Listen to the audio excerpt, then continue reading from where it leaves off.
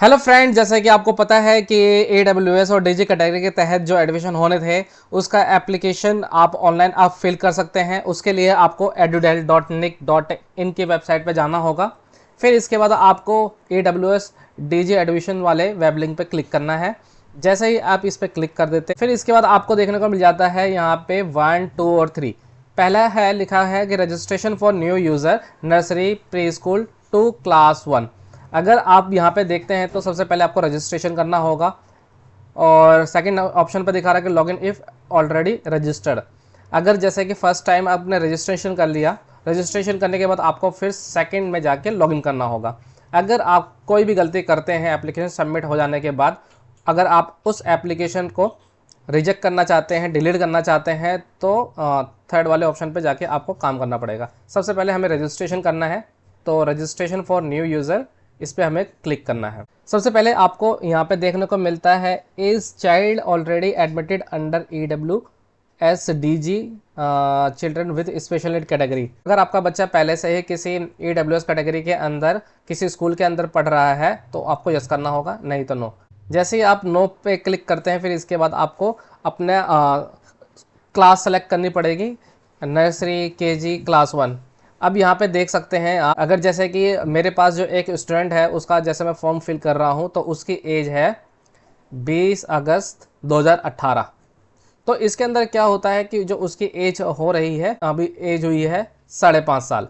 तो आपका बच्चे की जो रेंज है, या फिर आप प्री प्राइमरी KG 1 4 से 6 साल के अंदर करा सकते हैं, या फिर आप प्राइमरी क्लास 1 5 से 7 साल वाले एज क्राइटेरिया के अंदर क्लास 1 के अंदर भी आप अप्लाई कर सकते हैं।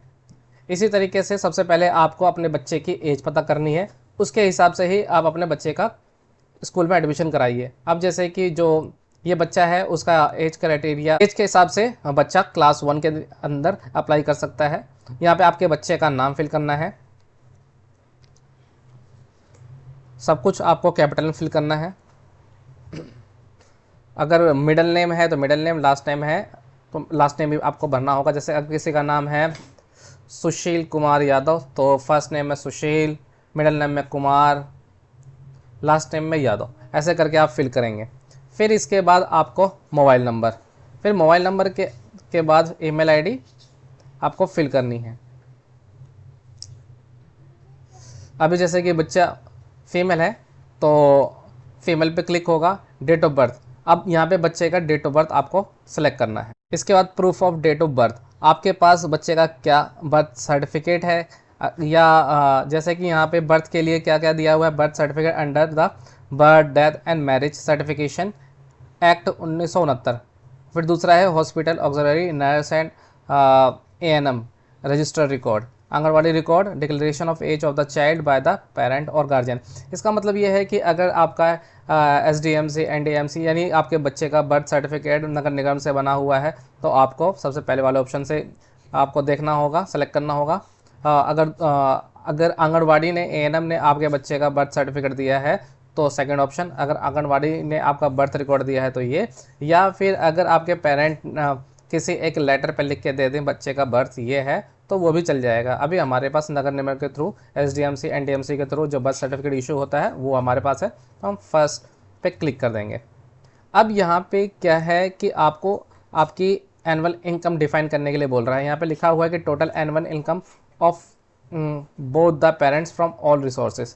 तो यहाँ पे आपको आपका इनकम लिखना है। कोई भी इंफॉर्मेशन आपकी मिसमैच नहीं होनी चाहिए, आपको ध्यान रखना है। अगर कोई भी इंफॉर्मेशन आपकी मिसमैच हुई तो वो आपका एप्लीकेशन रिजेक्ट हो जाएगा। अब जैसे कि total annual income of both the parents from all resources वो हमने लिख दिया यहाँ पे 98,000। अब यहाँ पे क्या है, जैसे कि अभी जो एप्लीकेंट है वो इनकम सर्टिफिकेट के हिसाब से अप्लाई करना चाहते हैं, यानी AWS के तहत अप्लाई करना चाहते हैं, तो यहाँ पे हमें वही इनकम डिक्लेयर करनी होगी। अगर आप AWS के तहत अप्लाई करना चाहते हैं तो AWS, अगर DG के तहत अप्लाई करना चाहते हैं तो DG, या फिर चिल्ड्रन विद स्पेशल नीड के तहत अप्लाई करना चाहते हैं तो ये क्लिक करेंगे। अभी जैसे कि मैं AWS के तहत अप्लाई करना चाहता हूँ तो AWS क्लिक करना पड़ेगा हमें। मोबाइल नंबर में मोबाइल नंबर, ईमेल आईडी में आपको ईमेल आईडी फिल करनी है। जैसे ही आप सारी इन्फॉर्मेशन को फिल कर देते हैं, जैसे कि is child already admitted under AWS DG या फिर चिल्ड्रन विद स्पेशल नीड, अगर यस, यहाँ पे फिर बच्चे का कौन सा क्लास रहेगा आपको सेलेक्ट करना है। जैसे कि एज क्राइटेरिया आपको देखना पड़ेगा, एज कैलकुलेट आप करेंगे 31 मार्च 2024 के हिसाब से। फिर यहाँ पे आपके बच्चे का नेम आ जाएगा और फिर mobile number, email ID, gender यहाँ पे मेल है या फीमेल है वो डिफाइन करना है, डेट ऑफ बर्थ क्या है बच्चे की वो आ जाएगा। आप proof of date of birth के लिए आप अपना डॉक्यूमेंट सेलेक्ट करेंगे। फिर total annual income of both the parents from all resources, यानी पेरेंट्स जो भी हैं, माता पिता हैं, उन दोनों को मिला के फैमिली इनकम कितनी बन रही है वो आपको डिक्लेयर करना होगा। फिर आप किस के तहत अप्लाई करना चाहते हैं, AWS DG या फिर children with special need. AWS के अंदर वो आते हैं जिनके पास इनकम सर्टिफिकेट होता है, इनकी वार्षिक आय 1 लाख से अंदर की होती है। DG के अंदर वो अप्लाई करते हैं जिनके पास SC ST OBC non creamy layer या फिर ऑर्फेंस, ट्रांसजेंडर या फिर चिल्ड्रन इफेक्टेड बाय HIV, इनके अंदर अगर होते हैं तो DG कैटेगरी के अंदर आते हैं। चिल्ड्रन विद CWSN का फुल फॉर्म होता है चिल्ड्रन विद स्पेशल नीड, यानी जो थोड़े से अपंग होते हैं उनके लिए यह कैटेगरी होती है। अभी जैसे कि हम AWS के तहत अप्लाई करना चाहते हैं तो हम AWS पे क्लिक करके फिर OTP रिक्वेस्ट पे क्लिक करेंगे। Proof of income for economically weaker section, proof क्या है आपके पास, यहाँ पे क्या है कि इनकम सर्टिफिकेट अगर है आपके पास तो वो BPL राशन कार्ड अगर है, AY राशन कार्ड है, फूड सिक्योरिटी कार्ड है issued by food security department के थ्रू, तो आप ये लिख सकते हैं। लेकिन आपको इतना ध्यान रखना चाहिए, अगर आपके पास फूड सिक्योरिटी कार्ड है तो आप के पास उसके अंदर डेट ऑफ इशू होना चाहिए। अभी जैसे कि हम इनकम सर्टिफिकेट के बिहाफ से बनाना चाहते हैं तो हम इनकम सर्टिफिकेट को सेलेक्ट करेंगे।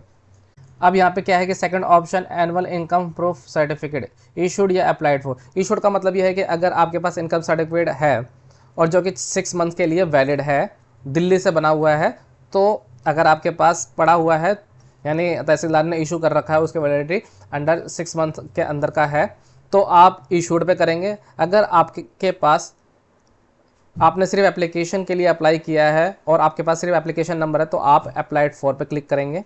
जैसे आप अप्लाइड फॉर सेलेक्ट कर देते हैं फिर इसके बाद आपको एप्लीकेशन या रिसिप्ट नंबर भरना है।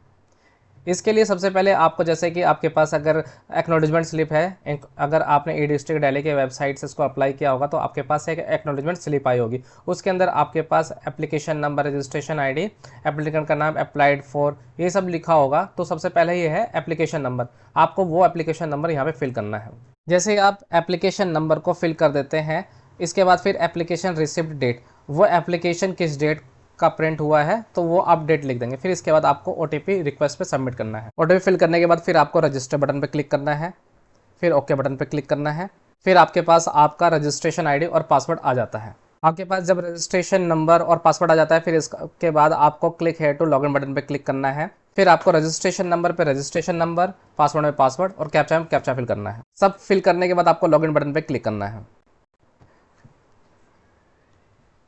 जैसे आप क्लिक कर देते हैं फिर आपको देखने को मिल जाता है कि आपका first step, second step, third, fourth, fifth step है आपको फिल करने की। जैसे कि फर्स्ट नेम आपका जो भी आपने रजिस्ट्रेशन में डिटेल फिल करी थी वो ऑटोमेटिक फैच होके यहाँ पे आपको फॉर्म में देखने को मिल जाता है। जैसे कि जो नाम था, जेंडर, डेट ऑफ बर्थ, आपके बच्चे की एज कितनी हो रही है, 31 मार्च 2024 है, वो कैलकुलेट करके सिस्टम खुद दे देता है।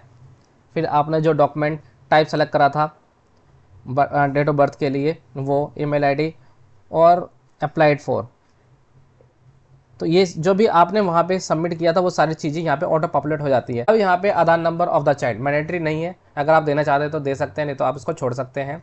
गार्जियनशिप, इसका मतलब ये है कि बच्चा किसके साथ रहता है, बोथ पेरेंट्स यानी माता पिता दोनों के साथ रहता है, सिंगल पेरेंट यानी माता या पिता दोनों में से किसी एक के पास रहता है। लीगल गार्जियन मतलब नाना नानी मामा मामी किसी और के पास रहता है तो लीगल गार्जियन। अभी जैसे कि बच्चा बोथ पेरेंट्स के पास है तो वो करेंगे। जैसे हम बोथ का ऑप्शन चूज़ करते हैं फिर इसके मदर फादर इन दोनों का ऑप्शन आ जाता है फिल करने के लिए। अगर हम सिंगल पेरेंट करेंगे तो हमारे पास कोई भी चीज़ फिल करने के लिए नहीं आता है। फिर इसके बाद क्या है, लीगल गार्जियन। अगर लीगल गार्जियन के लिए हम सेलेक्ट कर देते हैं तो सिर्फ और सिर्फ लीगल गार्जियन की डिटेल फिल करने के लिए आ जाता है। अभी पेरेंट्स दोनों के पास बच्चा है, अगर बच्चा दोनों पेरेंट्स के पास है तो आप ये सेलेक्ट करेंगे। फिर इसके बाद यहाँ पे मदर की डिटेल, उनका मोबाइल नंबर, उनका आधार नंबर और वो प्रोफेशन क्या है वो आपको सेलेक्ट करना होगा। जैसे आप पेरेंट की डिटेल फिल कर देते हैं, जैसे कि आपने मदर की डिटेल के अंदर मदर का नाम, उनका मोबाइल नंबर, आधार नंबर और उनका प्रोफेशन जैसे कि हाउस वाइफ लिख दिया है। फिर इसके बाद फादर की डिटेल के अंदर फादर का नाम, मोबाइल नंबर, उनका आधार नंबर और उनका प्रोफेशन क्या है वो सेलेक्ट करेंगे आप। प्रोफेशन के लिए यहाँ पे देखने को मिल जाता है गवर्नमेंट सर्विस, सेल्फ एम्प्लॉयड या बिजनेस, प्राइवेट जॉब करते हैं या फिर अदर, आपको चूज़ करना है जो भी सूटेबल है। फिर इसके बाद ये आपको यहाँ पे अपना एड्रेस डिफाइन करना है। फ्रेंड्स, आप जैसे कि देख सकते हैं कि यहाँ पे रेजिडेंशियल एड्रेस फिल करने के लिए आया हुआ है।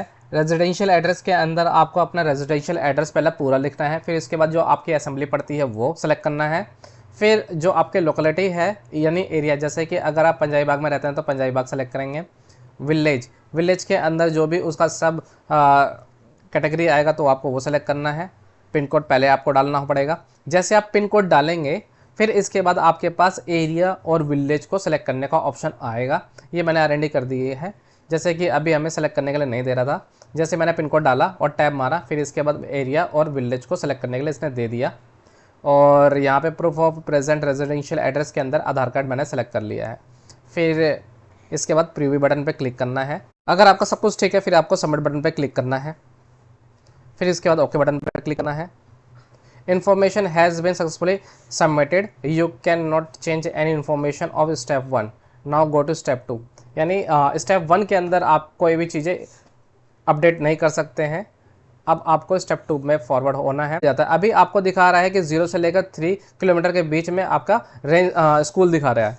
तो इसके अंदर जो भी आपको स्कूल पड़ेगा आप यहाँ पे सेलेक्ट कर सकते हैं। यहाँ पे आपको 1 बाय 1 आपको अपना स्कूल सेलेक्ट करना होगा।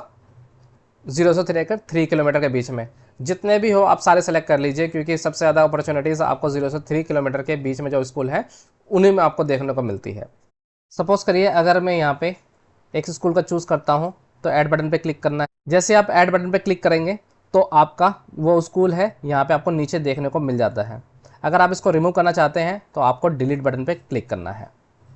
आप ऐसे ही धीरे धीरे करके जो भी स्कूल आपको अच्छे लगते हैं, जो भी आपको लगता है कि इस स्कूल के अंदर बच्चे का एडमिशन होना चाहिए, तो आप उसको धीरे धीरे सेलेक्ट कर सकते हैं। फिर जितने स्कूल आपने सेलेक्ट करे हैं वो आपको देखने को मिल जाते हैं। अगर आपको लगता है सारे स्कूल सेलेक्ट करने हैं तो आप सारे स्कूल भी सेलेक्ट कर सकते हैं। फिर इसके बाद आपको स्कूल सेलेक्ट करने के बाद फर्स्ट स्टेप में फिर सबमिट बटन पर क्लिक करना है। फिर इसने कहा है कि नेक्स्ट स्टेप पे फॉरवर्ड हो जाइए। आप सेकेंड स्टेप अब कंप्लीट हो गया है। जैसे स्टेप 3 पे क्लिक करते हैं तो आपको यहाँ पे स्कूल को चूज़ करने के लिए आ जाता है। आप अपना स्कूल चूज़ करते रहिए, जो भी आपको लगता है कि ये स्कूल आपके पास में है, बच्चे को इतनी दूर भेजा जा सकता है, तो आप अपने हिसाब से उस स्कूल को सेलेक्ट कर सकते हैं। फिर इसके बाद आपको सबमिट बटन पर क्लिक करना है।